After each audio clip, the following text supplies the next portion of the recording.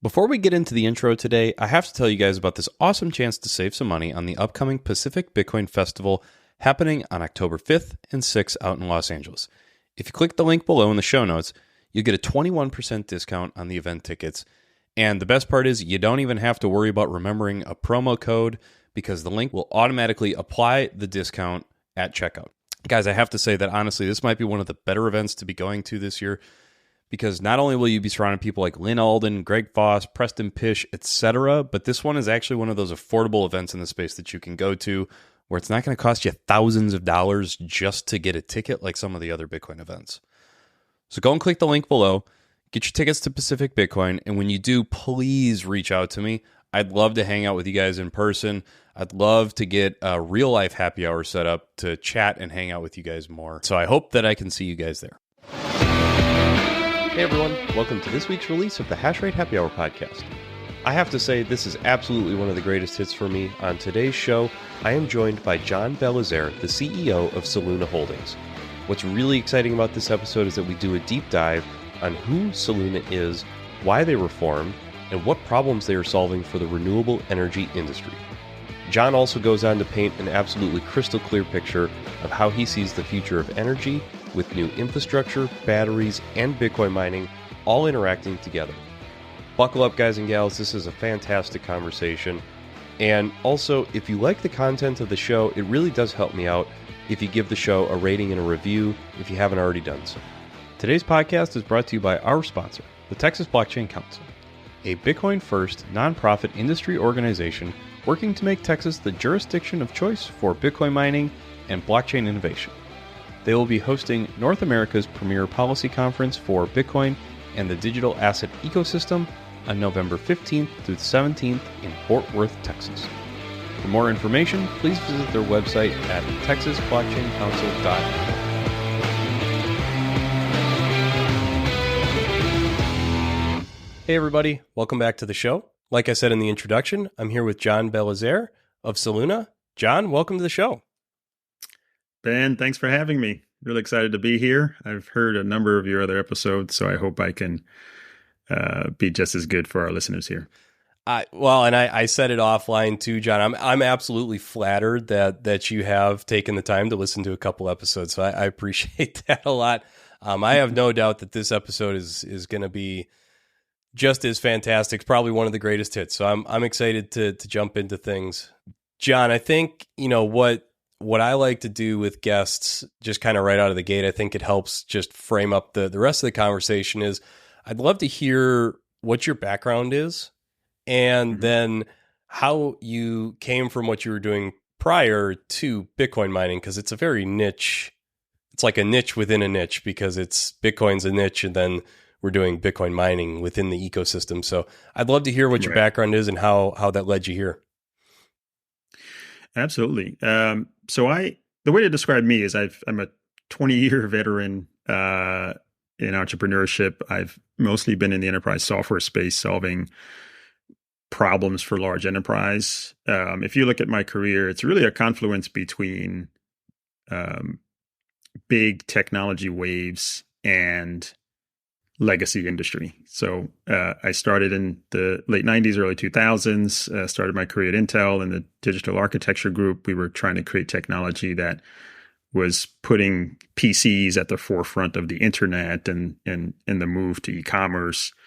I left Intel and formed a company with my grad school buddies in Boston that was focused on building component software. I literally would walk around with boxes of Lego blocks to big banks and talk to them about bringing banking online. It sounds funny to say these types of things, because we sort of do this every day. Like, what are you talking about? Banking wasn't online before? Or, the fact that, we can have these conversations over the internet and talk in, thousands of miles of distance between us and not think twice about it. Well, I was part of the teams that were focused on building a lot of that infrastructure and bringing it to telecom and, digitizing audio and all that kind of stuff. And the next 2 decades after the wild success of that first enterprise, we sold it to a big, fast growing company. I think BEA was the fastest company to hit $1 billion at the time, $1 billion run rate. and it was focused on just digitizing and modernizing big iron software and systems. And my most recent entrepreneurial experience was actually in the insurance industry, where I helped to form and build out a company over nearly a decade, modernizing the underwriting operations for large insurance companies, commercial insurance, so not auto and home, but if you have to, cover Delta Airlines' entire airline fleet, there's insurance for that. And there are companies that do that using very large teams, geographically separated, and believe it or not, fairly manual processes. And so we came in and digitized a lot of that and went further and said underwriting should be a data-powered decision-making process. And so we helped to bring data and analytics, and now these days that's evolving to AI and all sorts of data support decisions to the platform. So it was more like a Bloomberg for insurance, if you will. Everything you needed to see was in one place. Wow. And we built that and became the leading company doing that. And right after that journey, I was taking a break, and one of my board members has been a longtime investor with me. He's actually the chairman of Soluna, and he asked me to look at a project that he was working on that was related to energy and blockchain. And I was surprised because, he owns businesses that are mostly industrial focused and, infrastructure companies and whatnot. And he had this development platform, and he was asking a software guy to look at energy and blockchain. And I thought to myself, why are you asking me to look at this? I don't know anything about energy. Yeah. And I think I know a little bit about, I've heard about Bitcoin and blockchain, and I know something about it. I'd actually like to learn about that because that might be the next sort of big tech wave. So I spent some time with his team, and the rest is history. I went deep down the rabbit hole of Bitcoin, read the white paper, rewrote my sort of layman's version of the white paper as our white paper. Oh, interesting. Okay. And then just going way back, my graduate school, my formal education is in computer sciences. I was actually trained in sort of classic computer science, like hard iron. My professors were winners of the Turing Awards, and my master's was in distributed systems. So when I was reading this paper, I was reading all of the compute theory that presumably were intractable problems that I was taught were unsolvable problems. Oh wow. The Byzantine general problem. Yeah. These are all things that I was taught. And here I'm reading this paper on a plane on my way to Northern Africa, which is where the development platform that Michael's company was focused on. They had this huge wind farm that had stranded energy, and they didn't have a way to monetize that energy. And we'll come back to that. But yeah. I'm reading this paper and I'm just blown away. I'm like, who wrote this paper? Because this is, shattering every myth, Yeah. And not only did it solve a number of those problems, but it combined solutions to all of those problems to create this incredible new platform. And I thought, like, I've got to go do this again. I got to get involved here. And so here I had to go learn a whole new industry again. And that's been a pattern in my career. And so that's how I got into Bitcoin. That's my DNA, I guess, going after hard problems and bringing them to legacy industry. So here at Soluna, I'm essentially doing the same thing. I'm bringing blockchain and Bitcoin mining, a whole new form of technology to a legacy industry of energy. And so, that's the origin story. I'm really excited about what we're doing at Soluna. And I want to say one more thing, Ben, that our journey started over there in Morocco. That's where the project was. We were developing this project to sort of, harvest one of the best wind farms. Every time we would describe the potential output of these farms to these large infrastructure investment companies, I mean, you would hear like, wow and whoa on the Gasps, calls. Yeah. We were 70% capacity factor. Are you like, no one's ever heard of at a wind farm? See, I'm even Exactly. shocked. Yeah, Yeah. I'm even shocked about Like, I that. mean, Texas is 35, Right. 40%, if you're like in deep West Texas, where we're located, but you're talking about, low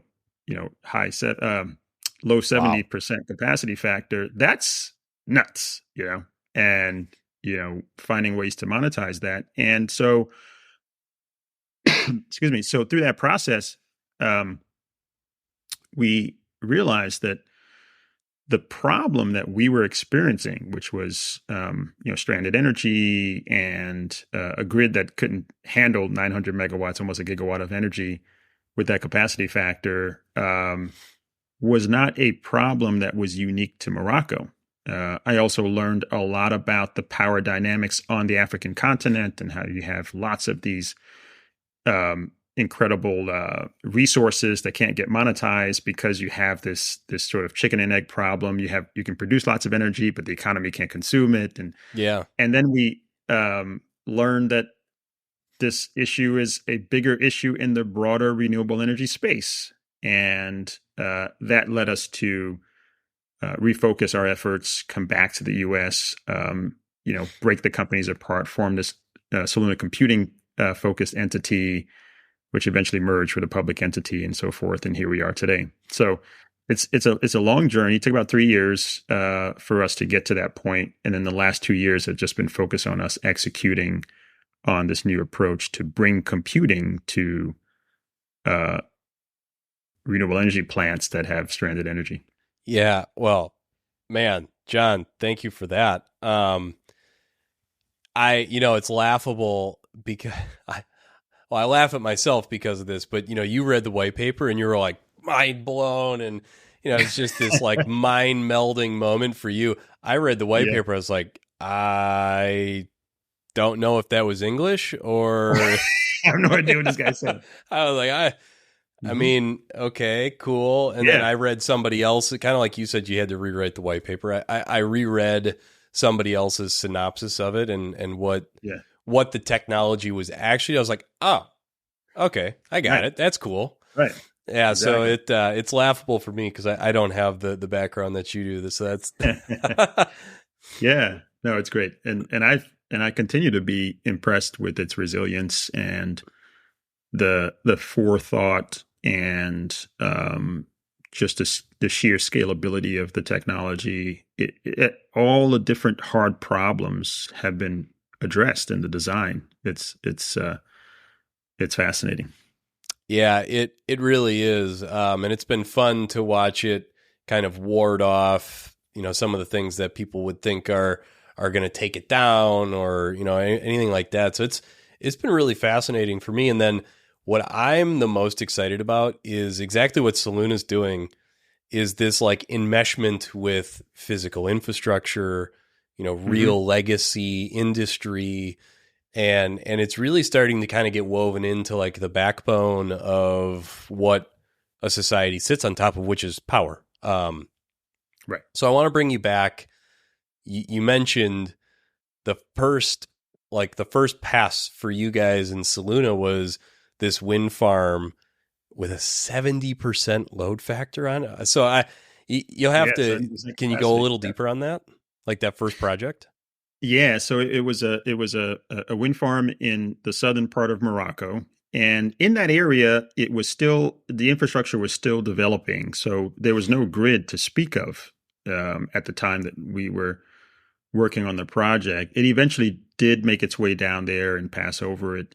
Morocco, the country of Morocco, was more accurately, the Kingdom of Morocco was looking to transform or transition to a state of essentially importing energy, right? So they were energy dependent.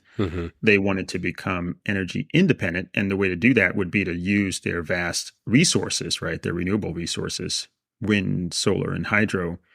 And so that part of the country really became a magnet for developers of renewable energy.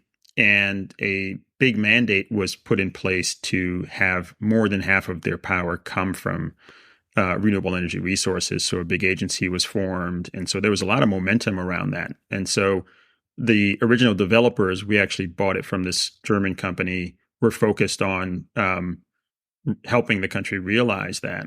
And the problem was, much like the problem we see with the projects we see here, wind development and energy development tends to get attracted to places where the resource is very rich, right? It's very sunny or very windy. And all the math works if you can sell the power. And so the problem we were having is we had a farm we could build, but where would the power go? There's no lines to take it to where the power might be used. And even if the lines were there, ultimately, it would produce so much energy that the country probably wouldn't be able to consume it all. And so you would have a lot of excess energy. And so is that sorry to jump in there, John. Is that just a byproduct? So that overbuilding component, is that just a byproduct of economies of scale, or do you know why that project would get built out in that way?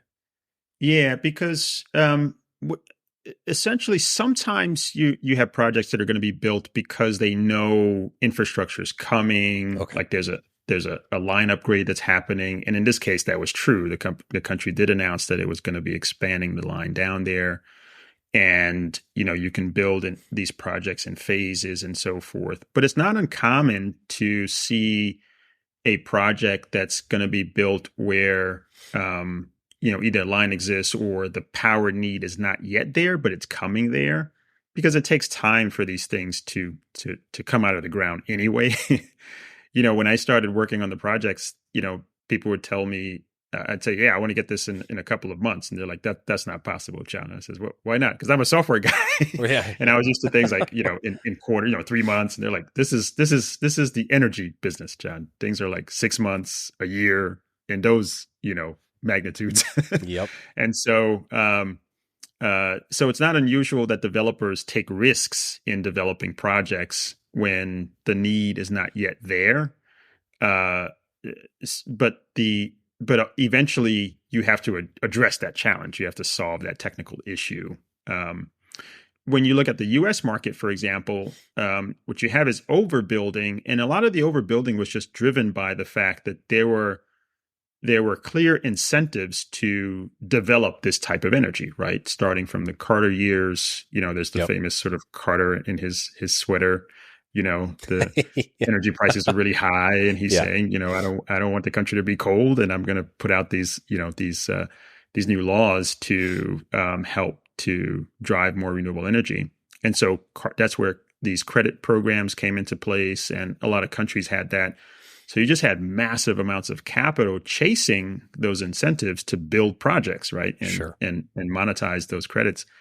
And so you have what I like to call the McDonald's and Burger King problem. I don't know if I haven't heard that before.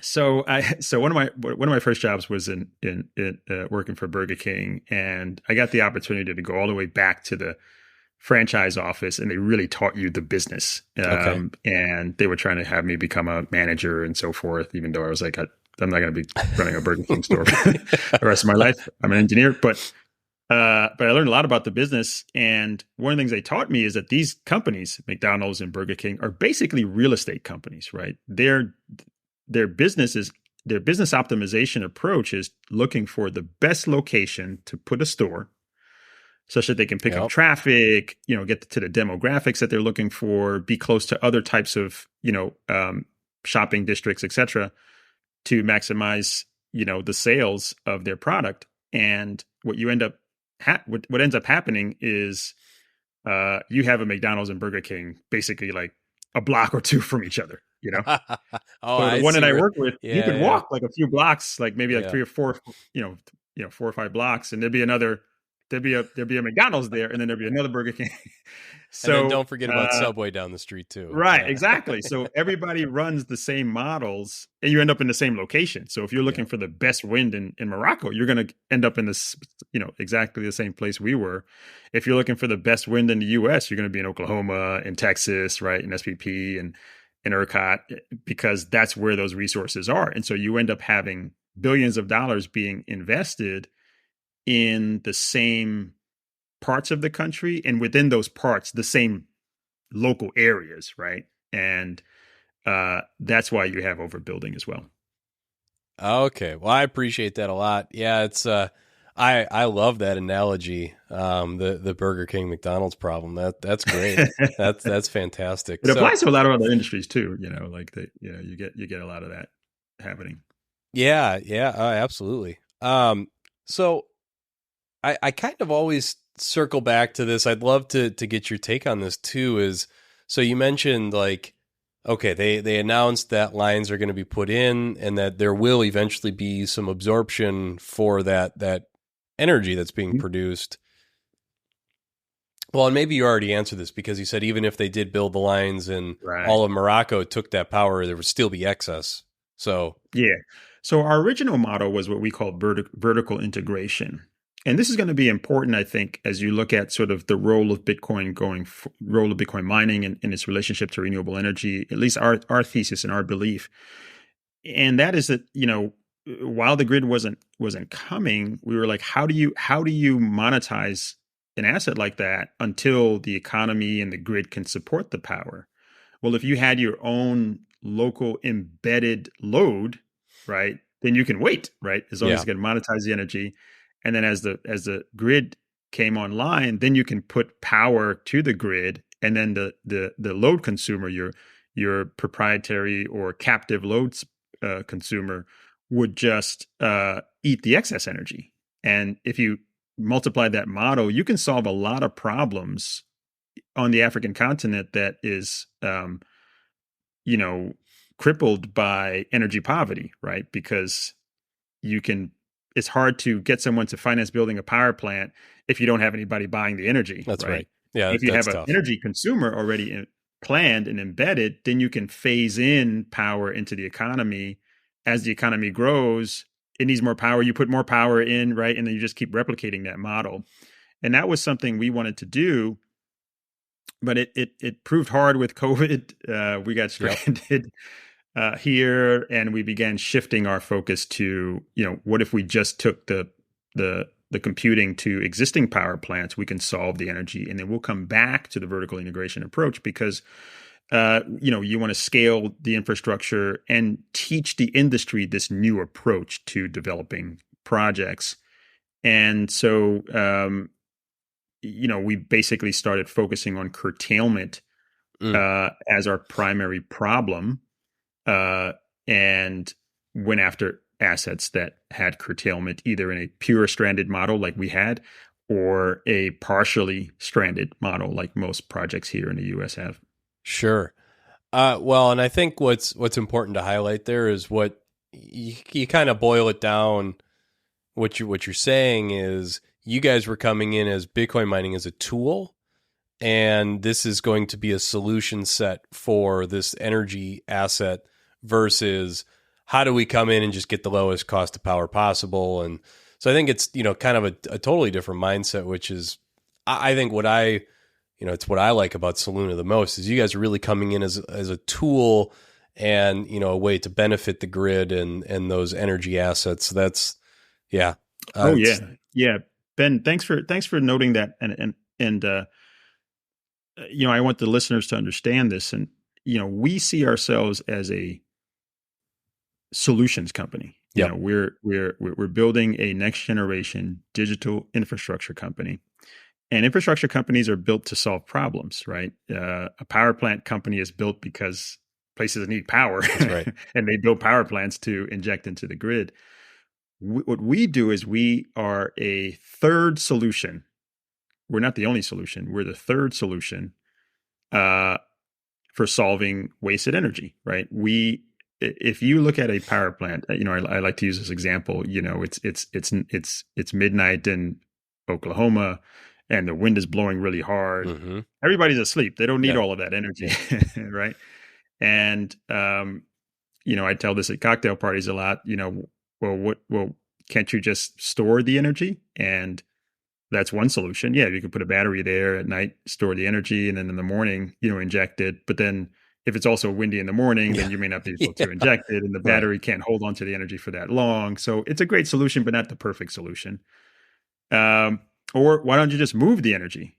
Put it on a big giant, power line train and zap it over to the East Coast where people might still be awake, or to the West Coast, and use it to power some disco, making its way. And the truth is that that's great, but those power lines can take years to build, and sometimes they never get built because people don't like power lines going over their farms and ranches and whatnot, and that creates a whole issue in many ways, because if you have a line that's moving electrons and you're not benefiting from it, why would you participate in supporting to get it built? And so that just takes time. So another good solution, but not a perfect one. And then you have computing. What if you could bring a fantastic pure energy consumption capability that converts that wasted energy into a new resource that has limitless potential? And the perfect solution to that is computing. So we thought about the problem and we said, what if you built a completely purpose-built data center? So not your traditional classic monolithic system that you can put any type of computing in there. We're saying we only want to build a data center that is tuned for consuming this type of energy and does it in a very highly efficient way. So we convert as much of that energy as possible to computing. And we convert it to a specific type of computing, one that's compute intensive, that's batchable. You can put it to sleep and start it up again. Yep. And it turns out there are a whole host of different computing applications that fall into that category, that characteristic. Bitcoin mining is one of them. Bitcoin mining is a large global platform for supporting a digital commodity or digital asset. Choose your definition. It's here and it's not going anywhere. And it is enabling financial freedom for hundreds of millions of people who were trapped in monetary systems that didn't work for them. And to protect that asset, you need computing power, because in that white paper, which I read many times and enjoyed, there's lots of fantastic solutions to how you create a monetary system where you don't need a trusted intermediary to manage the whole system and keep ledgers and everything. Well, the system does all of that for you, but you want to make sure that no one can tamper with that, no one can change that, and it will be protected continuously as the value of that asset increases, decreases, doesn't matter. That takes a lot of computing, and it's a very hard problem that those computers solve. And it's not a wasted thing. It's actually a purposeful thing. So I like to say that Bitcoin, in the computing that's happening in Bitcoin, is a feature, not a bug. It is not this horrible artifact, to the platform. It is a core to its success. So I take that computing and I bring it to that renewable energy space. Well, guess what? I solve the energy problem because there's a direct conversion of that energy. And that power plant now can take energy that would otherwise have been wasted or been turned off, and it turns it into a pure computing resource that's part of a global network. Well, you know what else is part of that category? There's computing that is now, exploding right now, where large enterprises, back to my old life, are now trying to figure out how to use AI. Finally, everybody's getting the aha. Oh, that's how you use that thing? You take all of this powerful computing and you give it all of my data and you just have it learn, using large language models, learn about my business, and then I can just ask it questions. Wow. Ben, I've been in the enterprise space for 20 plus years. We have been trying to figure out how to create applications to give businesses insights to make good business decisions, and we've mostly failed. I mean, we've built some great applications. Don't get me wrong, but ability to ask open-ended questions like, where should I focus on my supply chain? What's the most inefficient thing? How is customer support going in my company right now? Where should I? And having an AI be able to answer those questions by combining, these models and my own data is game changing. And that is going to drive a tremendous amount of demand for powerful compute-rich applications that need to be built out in a sustainable way. I mean, I've heard mentions that AI and the next generation of generative AI and machine learning could drive up to 10% of the global energy I thought I saw something that was like, pie. I thought, and I'm drawing a blank on the name, but I thought there was a prediction that it was going to be like 32 gigawatts of capacity built out in a very short time span just for this type of application. Exactly. Yeah, that's a lot. That's a lot, And so people complain now, Bitcoin, you guys use too much energy. Suddenly we'll be so boring, nobody's going to talk about us anymore. But that's because you have these big technology waves, you see, and that always happens. It will continue to happen because that is just the nature of computing. And we aim to use that momentum to build a sustainable platform where that computing can live, and at the same time solving a problem. Yeah, I love now, that. Here's the beauty of what happens when you do that. So I've now described, you've got this big problem in renewable energy. The grid is not designed for green energy. There's a mismatch between power and demand. Yep. You create a perfect solution that's available today. Computing is available today, so you don't have to wait for power lines to be built to consume that energy. And then you convert it into a resource that's now sustainable to support Bitcoin mining, these next generation AI applications. But because that data center, like we said, is a new form of data center that's not monolithic and fixed in its consumption, it's variable and flexible. The grid now retroactively has a new resource that it can use to manage the growth of this new sustainable energy. And so, demand, we talk a lot about demand response. Yep. I've heard some of your previous guests talking about, the role of demand response and how hard it is. Like, convincing people that they should give you access to their devices in their home, and you're going to turn on their like herding cats. Dishwashers. Yeah. No, people don't like you to give them. Yeah. Don't like you to take control of their homes. That's right. You're going to turn lights on. When you need to burn some energy. That's not going to work. Demand response needs a scalable, really enterprise or utility scale solution for it to really work. And there have been aggregation solutions to help to solve that, and people have to opt in.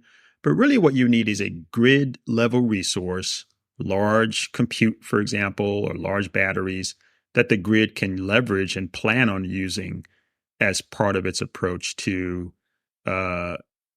completing its much needed transformation to green energy. Absolutely. And yeah, I mean, I've never, well, not never.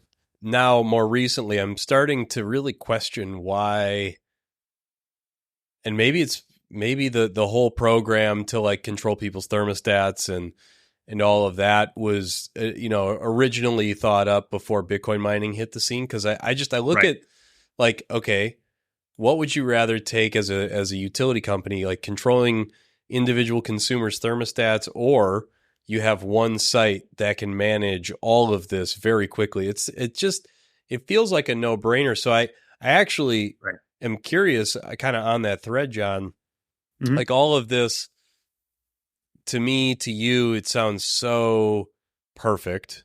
I really think it is. What kind of pushback are you guys getting, if any? What kind of pushback are you guys getting when pursuing a new project?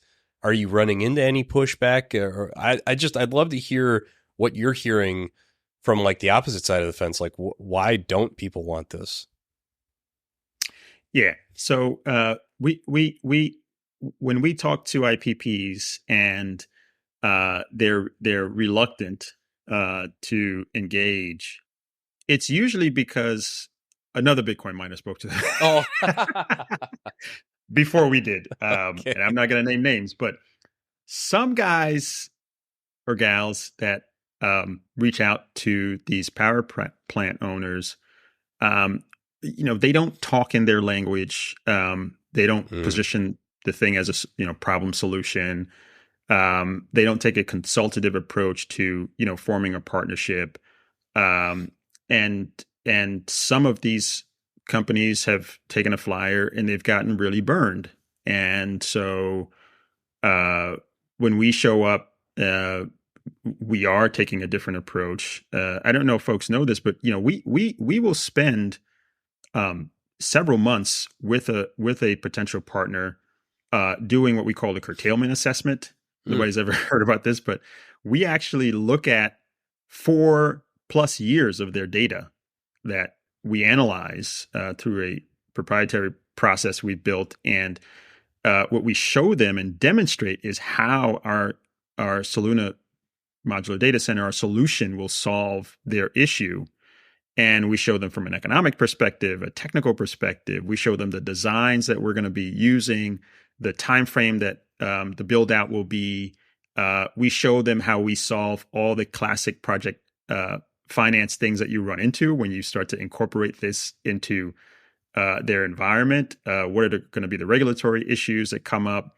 How do you structure this thing the right way? Oh, wow. What's the credit profile of the off-taker that's going to be buying their power, and how you ensure that there's credit support for all of this, and how we stay within the regulatory frameworks or local protocols for power.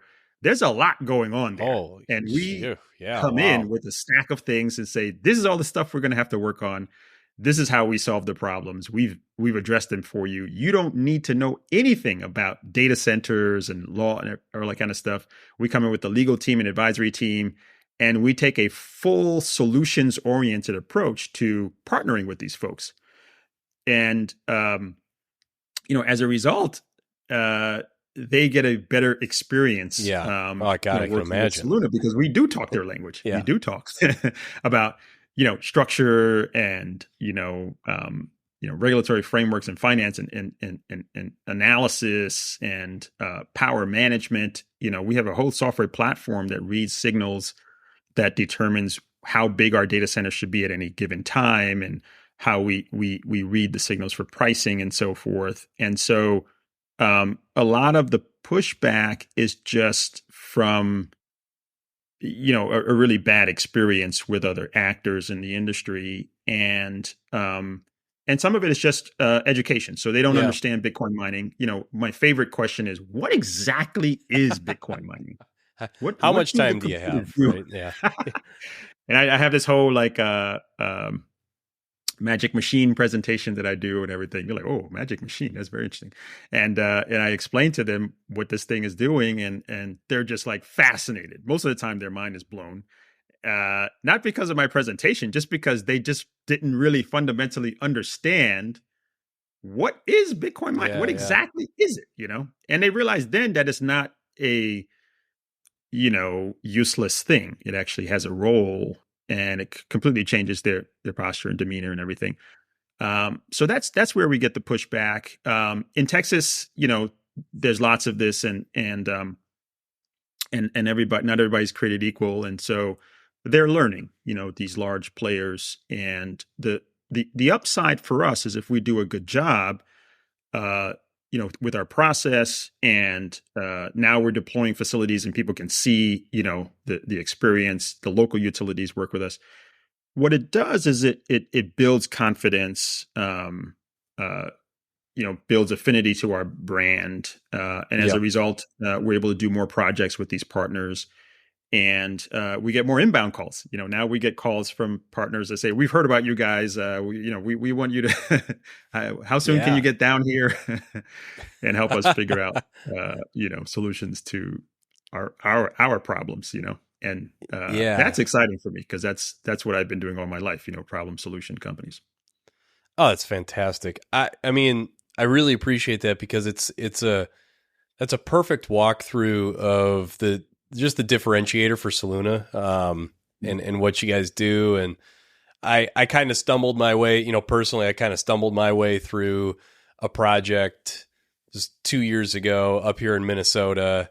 And, I look back on how I was approaching the power company, and I really wish I actually recently reached back out to them to see if they would, hey, would you guys give me a second chance to maybe have a more educated conversation with you guys? That's fantastic. I appreciate the deep dive on your guys' approach. It's fantastic. It's what the space needs. Yeah, The bad actors it out is there what the will disappear. Yeah. it is. Yeah, that's right. That's right. And I'm hopeful that over time, Bitcoin mining is really seen as an asset, not a risk or a threat to the electrical infrastructure, the grid infrastructure in the U.S. And beyond. It has the potential, and I really do believe this. It has the potential to be just as powerful as a catalyst to innovation and growth of the renewable energy space as the internet did for just about everything we experience today, right? You had these lines that were laid, across the Yep. world, protocols that were put in computers that talk to each other that we take for granted right now. Big Our time. audio stream is running over the TCP/IP protocol. Yeah. Nobody talks about the TCP/IP Nope. protocol. Nope. They talk about the application they're using. They talk about Zoom, Riverside Gmail, FM. Google, Yeah. Facebook, Twitter. Okay, Yeah. I'm sorry, X. I don't Oh, probably that's know right. this. Yeah. X. Yeah.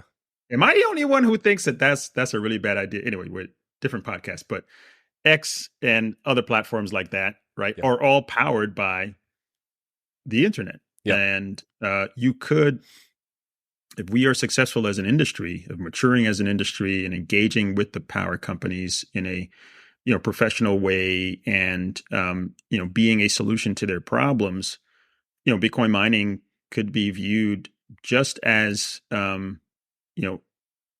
impactfully as the internet has been for these different environments, for the helping to transition the grid to a more sustainable and renewable posture. And I think that would be a fantastic side effect of the introduction of Bitcoin. I couldn't agree more. I actually have a hard time like succinctly saying like all of that. There's so much exciting overlap that it's awesome. And actually, John, this kind of gets into a question and a topic I was excited to ask you about. Mm-hmm. I would love your take on like what does the energy future look like with Bitcoin mining attached to it? Could you maybe just kind of expand and keep going on what you think the future looks like from, like the energy infrastructure all the way through to like how Bitcoin plays into that? Yeah. So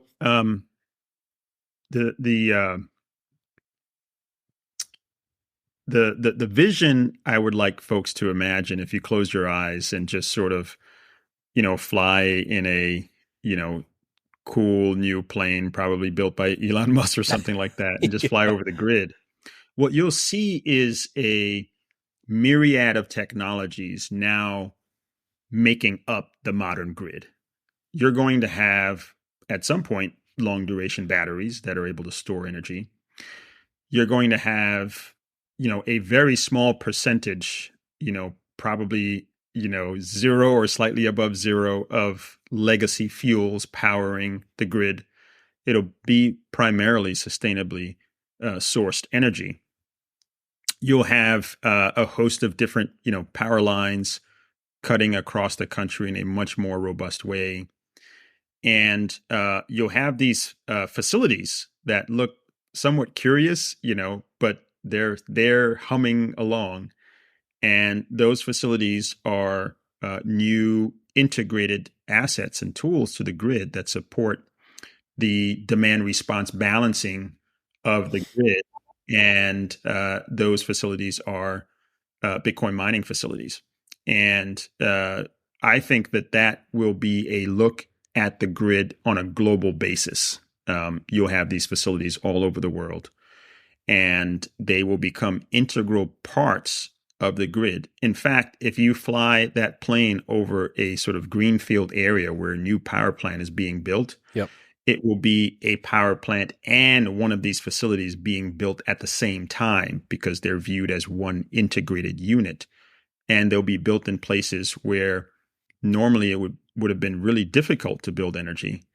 And now these facilities will start to come out of the ground, and that will enable those areas to enjoy the benefits of sustainable energy where they couldn't otherwise. And I think that is not too far away if we as an industry are successful and can use Bitcoin mining and other technologies and other computing in these facilities to become this, very powerful sponge for absorbing wasted energy that falls on the ground in the desert out there in parts of the country. Yeah. And we'll soak it up and turn it into global resources that can advance humanity, provide financial freedom for people around the world, discover new drugs, etc. And it'll all be sustainably powered. That's that would be a very gratifying thing to see and be part of as an entrepreneur. And even having had 20 plus years in the space, this is probably one of the most exciting things I've done because it has such broad potential for the world. I'm very excited about the future that you just painted. That was fantastic. I couldn't agree more. I think we're going to see that type of building and construction happening within the next 1 to 5 years, and we're in the energy industry. That's very quick. So that's exciting. That's very fast. Yeah. So just to be respectful of the time, just to keep a tab on that. One of the last questions I wanted to kind of ask you, John, was take me through a look of 2, 5, 10 years from now. What does Soluna look like? What are you guys working on? How's that going to look for you guys? So the next 1 to 2 years, we're building out portions of our pipeline. We have about 700 megawatts of projects in various stages. We are now energizing and bringing Dorothy up, the first 50 megawatts of our 100 megawatt facility.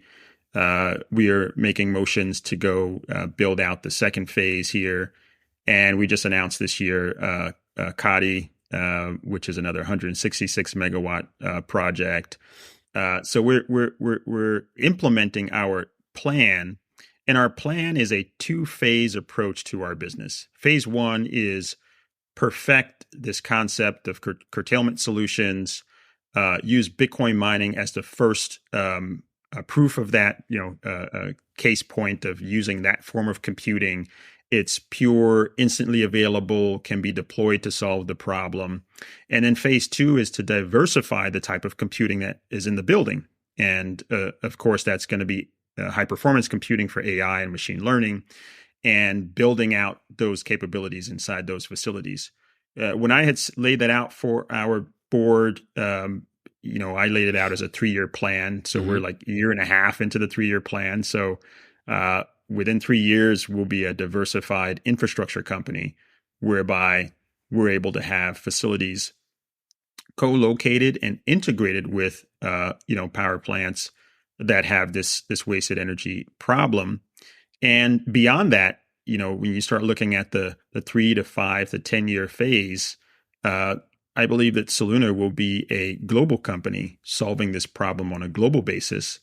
And ultimately, we will become a company, and we have all the potential to do this, to become a company that is a true infrastructure company that drives additionality. So if you're going to build a power plant and you're concerned about the potential for this curtailment issue being a challenge, you may not build that plant. Yep. Or if you're going to build a plant where all of the energy is not yet available or can be used by that particular location, you may not make that investment. But with a Soluna solution integrated into that project now, you will build that. And so we've essentially made it possible to build more energy sites around the world. We're on a mission to make renewable energy a global superpower. And, over the next decade, that's exactly what we're going to do by phasing in our strategy to, continue to sort of, keep honing in on what we do well and building out technologies and perfecting our infrastructure solutions to solve these very large problems that are deterrents to us really taking control of the climate issue. It's, again, a very, very exciting future. I'm beyond pumped to continue to watch the progress that you guys are making. I appreciate you laying out the 5-year roadmap for us. That's great to hear. What I like to do at the very end, John, is I want to give you some room to give our audience a handoff. How can they find you, Soluna? How can they get in touch with you guys and also watch, that progress that you guys are making? Ben, thanks for having me on the show. I've really enjoyed it. For our listeners, you can find us at solunacomputing.com. There you can engage with lots of content we built to tell our story. If you're an IPP, you can learn about our curtailment assessment there as well. And we hang out on all things social. We're on LinkedIn. We're Soluna Holdings there. We're on X, formerly known as Twitter, as at Soluna Holdings. And we also are on YouTube. There's a Soluna Holdings website there as well, and YouTube channel. And we encourage you guys to follow us and send us questions you have and watch as more of our sites come online. Absolutely. We'll link to all that in the show notes as well, John. I can't thank you enough for your time, John. You're a busy guy. I appreciate you carving out some time to have this discussion. This was great, and I know that the audience is going to really value everything that you brought to the table. So thank you very much, John, and you take care. Thanks, Ben. Great show.